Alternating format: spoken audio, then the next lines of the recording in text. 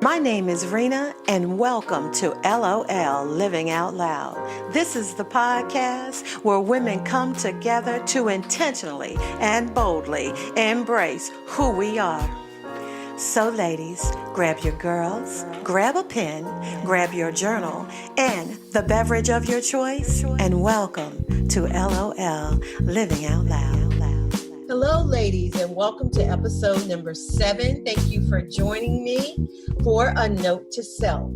So if you checked into number 6, which I hope you did, we're doing a series right now on self-love called A Note to Self, which is simply writing a note to your younger self. You could be a teenager, you could be a child, you could be a grown woman in your 20s, 30s, 40s. Hell, y'all, it could be last year.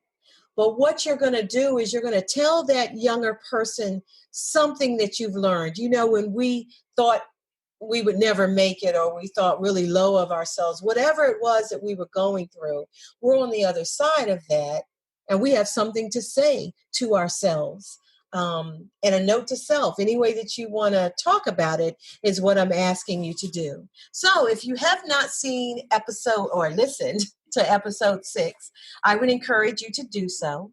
In there, I let you hear a note to self that Michelle Obama did on the Gayle King CBS morning show, where this all started, the note to self. And Michelle Obama reads a lovely note to herself when she was going off to Princeton as a little black young woman at 17, 18 years old. And she had some things to say to herself, looking back at her 56-year-old self, talking to her teenage self. So today we have a guest that's boldly living out loud with us, and she is going to read her note to self. I'm going to ask her to introduce herself to you all and welcome her. Tam? Good evening. My name is Tamra Minters. I go by Tam. Hi, Tam. Thank you for doing this tonight. You're welcome. So what encouraged you to do the note to self? It's something that I should have done years ago, just to go back and reflect on things that have made me stronger, that has made me the 52-year-old woman that I am today. Yeah. You know what I think is cool about a note to self is, you know, we're often so hard on our younger self, and we thought things were horrible and impossible, and you know, we thought ugly things about ourselves. We weren't in love with ourselves. And not that we are greatly in love now, but hopefully we are falling more and more in love with our 50-plus-year-old selves every day. And for the younger sisters that are listening, you can learn a lot from the 50-plus crew. And hopefully when you get to the 50-plus era, you're better than us. You know, you're stronger than we were at 50. You're coming put together already. But I think that this note to self is a great opportunity to say something to our younger selves, to be forgiving to our younger selves, and give our younger selves some advice. So with no further ado, Tam, I'm going to invite you to read your note, and we are listening. Okay, so my note to self could go back from 15 years ago to last week. Wow. I owe myself an apology for a lot of things. So this is my letter. Dear me, I am sorry. I'm sorry that you tried so desperately to fix others when your own hands were shaking and heart was broken. I didn't give you enough time to heal and for wounds to seal. I'm sorry that there are days when smiling was hard, but you forced yourself to smile and laugh so that no one had to worry about you. I'm sorry that you gave all of your time and effort to people that did not give you the same amount back. I'm sorry that there were nights when you cried yourself to sleep and no one bothered to understand why. And I am sorry, so sorry, that I did not love you like You deserve to be loved.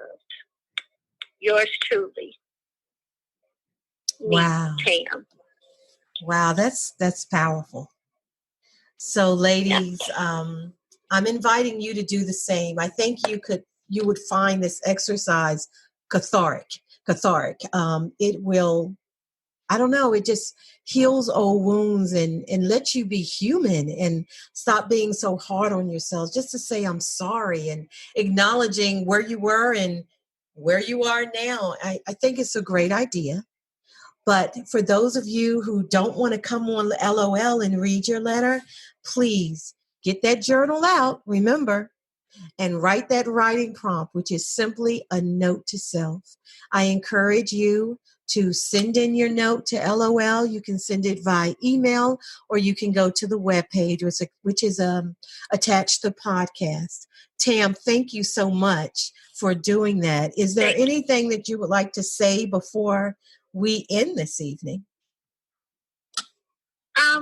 Yes, I think as I got older, I really, for real, had to learn how to love myself, and that's still every day. Every day, I work with that loving yourself, because if you can get to love yourself, you can definitely do better for other people. But if you can't love yourself, you can't do better for other people. You can't be good for yourself. So, yeah. And that's in everything, in family and relationships with a spouse or a partner or your children and family. I agree. You have to love yourself. I agree. That's why I'm starting LOLs. This first season is about self-love. And as we evolve, we'll never get away from self-love, because self-love shows up in so many ways. But this season, really looking hard at self-love to help us, particularly us Black women, get to a place where we love everything about ourselves, our big behinds, our thicker lips, our different textured hair, and it's hard to do in a world that keeps telling us how unattractive we are, even sometimes our own men, but we'll get to that later.